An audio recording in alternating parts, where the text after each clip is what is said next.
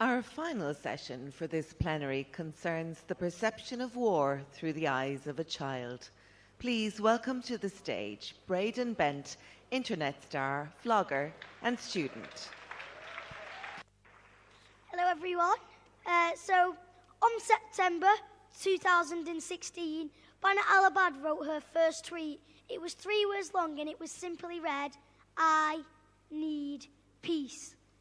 As airstrikes rained down on Aleppo during the Syrian civil war, 7-year-old Bala Al-Abad and her mother Fatima were tweeting daily about the life under siege. Bana's experiences and messages started to transcend the headlines and pierce through the political noise. She reminded us of the human cost of war and displacement. Most importantly, she made us see the horror of war through the child's eyes. Nothing could be more humbling. She highlighted our collective failure to protect the weakest. There was nowhere to hide. She made us feel uncomfortable and guilty. With her long hair, deep brown eyes and missing 2 front teeth, Bana quickly attracted loads of followers and became the plight of Syrian children. One day, Bana tweeted, "The tooth fairy is afraid of the bombing here. It's run away to its hole. When the war finishes, it will come." Time magazine lauded Bana as among the most 25 influential people on the internet. Even J.K. Rowling started tweeting her messages of support.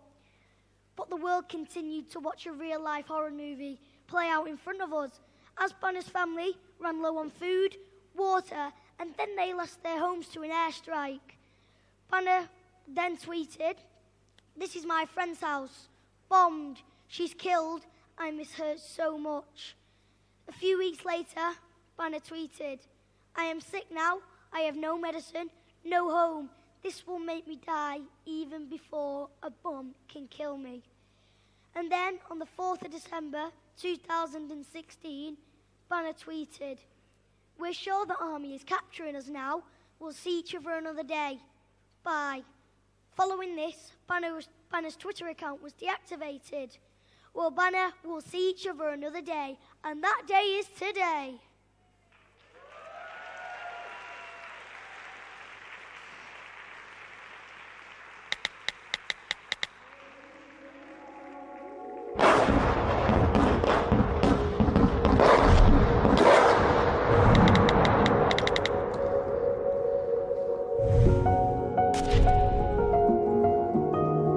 I am sick. I need medicine. Block after block of wasteland. About 400,000 people have been killed in the Civil War.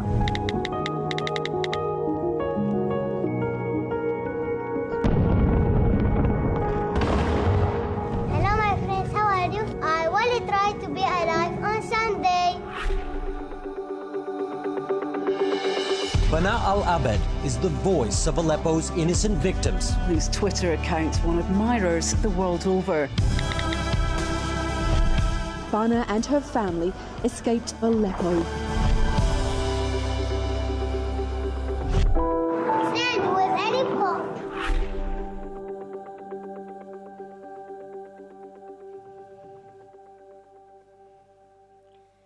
Your Excellencies, ladies and gentlemen, please welcome to the stage the bravest person I'm ever about to meet, Bana Al-Abad.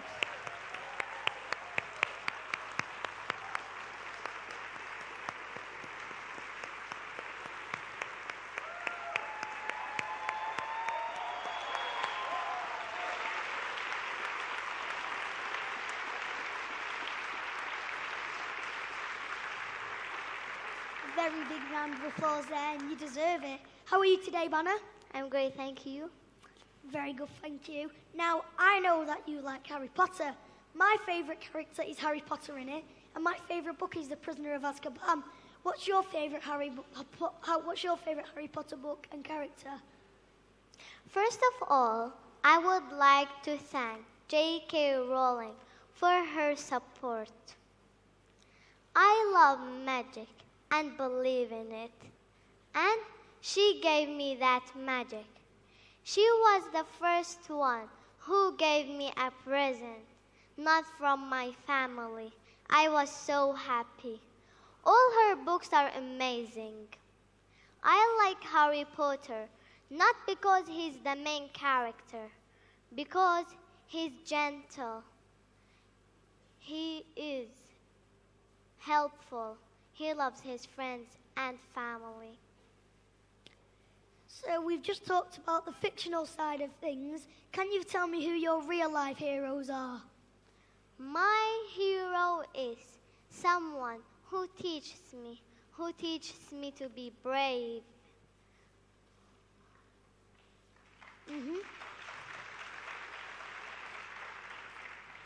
And who's that? And believe in myself to change the world. It's my mother. Oh.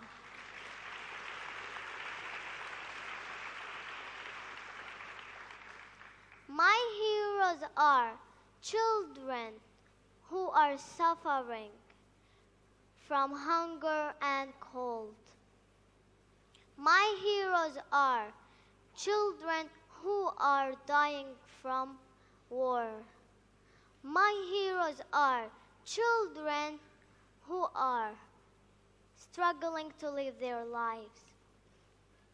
Thank you, Banner. Everybody was listening to that very carefully. I think she deserves a round of applause.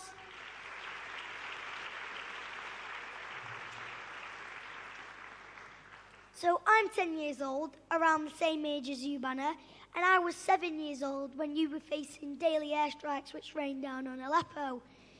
Now, I could not think how I would have coped if that was happening in Manchester, my city. It would have been tragic. So, Banner, how did you cope? My life was so hard. Sometimes I couldn't sleep at night because of bombing. I was always seeing children dying in front of my eyes. I was scared to lose one of my family. Okay. Sorry. Carry on. Sorry. I was sick. There were no hospitals or medicine. I had no water for 2 days. We lived in siege. Not only me, many children are still suffering there. I had no choice. I wanted to tell the story with the world. Thank you, Banner. Now, the world got to see the horror of Aleppo through your eyes. It was your innocence and honesty that really broke through. Now, if you're prepared to tell me and the audience, what had the biggest impact on you in your life? Death of the children is my biggest problem. I wish someone could do something. I wish my friend Yasemin would be here right now. What did she do to die? She was only a child. Every child deserves to live in peace. 100%, Banner.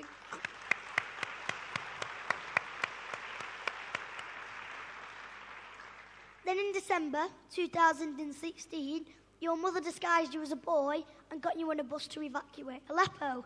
Since then, you've started a new life in Turkey, and everybody's been wanting to interview you. You even appeared at the Oscars, Banner. Now, how are you finding this celebrity status? Would you rather be called the modern-day Anne Frank or just put all this behind you? Of course, I am a child. I have free time to play. I want to use my voice for the people in my country, to do something for them. Definitely, Banner. Now, you've lived in Turkey for around 2 years now. How are you finding life there? It's so difficult to leave your country behind. Your childhood, your friends, your house, everything behind, and go to a new country. Turkey is a nice place. I love it. It's peaceful. And of course, I have school. Sometimes I have a lot of homeworks. But I love doing homeworks. Thank you, Banner. It makes education. It does make education brilliant. I get it sent home every night. Yeah, it's brilliant. I love it. Yeah.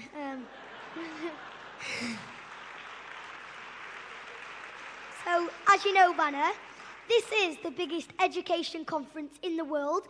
And later on tonight, we will announce the Global Teacher Prize 2019. Teachers are sitting there. You can see them. Hello, hello.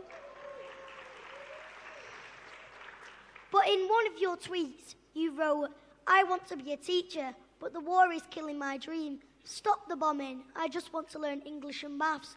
Why do you want to be a teacher? I want to be a teacher because teachers are number one in our lives.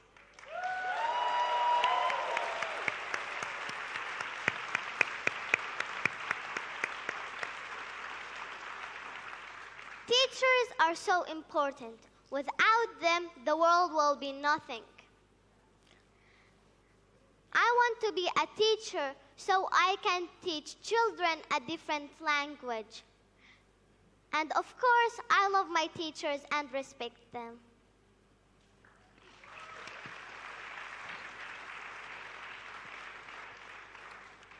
So, Banner, your mother Fatima once said, "War is a teacher, so if a bomb dropped, you'd know if it was the sound of a cluster bomb or a barrel bomb." But if a teacher said to you, "Draw me something," instead of drawing a flower or a butterfly like I would or we would, the people who have experienced war would draw a bomb or a rocket. And do you think kids should be knowing about war at the young age? What's your opinion on that, Banner? War teaches me that peace is the important thing in our lives. Peace is the most powerful thing in the world. Definitely. Now, finally, Banner, there are so many influential people in this room and in the world today. Politicians, business leaders, head of NGOs, royalty, and of course, the teachers sitting right there. But what is your message to everybody in this room and around the world today? It's a great honor to be here and add the voice of the children. War has destroyed everything in my country, and education is one of them. Millions of children didn't have good education. Many children never went to school. Others have to work for their families so they can get food.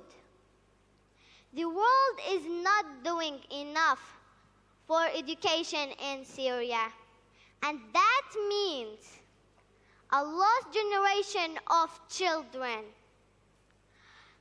Education is the last hope for Syria. I never went to school. I love school. I was sad. Lack of education makes children useless and hopeless. They want to be something. They want to be teachers. They want to be doctors. But without education, they won't be anything. It's their lives. I have a message. We have a lot of guns in Syria. Instead of that, we need to have more schools. Thank you.